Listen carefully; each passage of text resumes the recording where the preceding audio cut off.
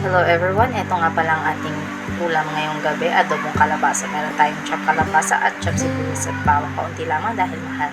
Ayan ang ating main ingredients. Lagyan natin ng mamasitas pero hindi sponsored guys. Ayan, magpainit na tayo ng mantika sa ating kawali sa mahinang apoy lamang guys.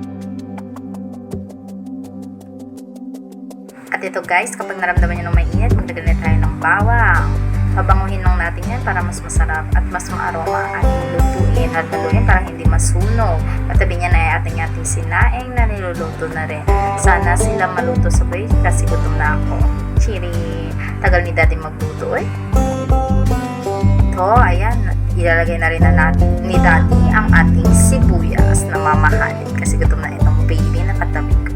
Ayan, halo-haloy para hindi masunog at pabanguhin para mga ating kapitbahay ay maingit sa ating ulam. Charing! Akala nila mayaman tayo dahil may sibuyas tayo. Pero lahat mayaman dahil may sibuyas.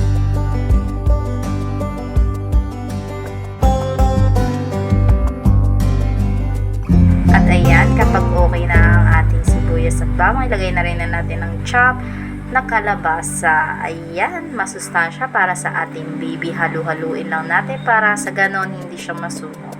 At ayan, si daddy po talaga ang maluto. Ako rin po taga-video lamang. Takpan natin para sa ganon mabilis siyang maluto dahil mahal ang gasura. Ayan, haluluin para hindi masunog. Sakto lamang po ang apoy guys.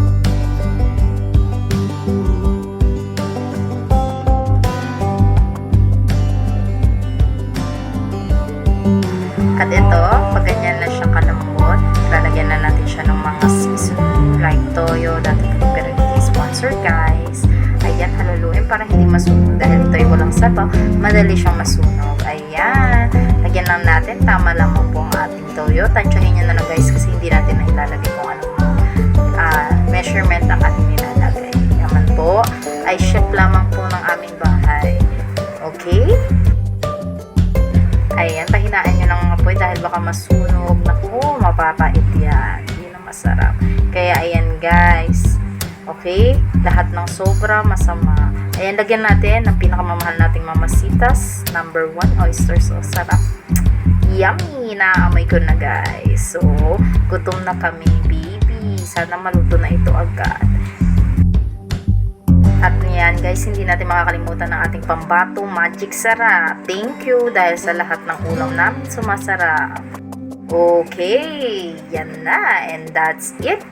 Ayan, nakakain na kami. Ito na ang ating adobong kalabasa ala Daddy Lino. Charan! Budget friendly yan guys, 50 pesos pwede nyo nang ulamin ng 2 beses. Ayan, masarap siya sa kanin. Ayan, nakakain na kami ni daddy at ni baby. Ayan, so try nyo rin para naman healthy living tayo. Okay, gutom na kami guys, sana kumain na rin kayo. Happy eating, bye!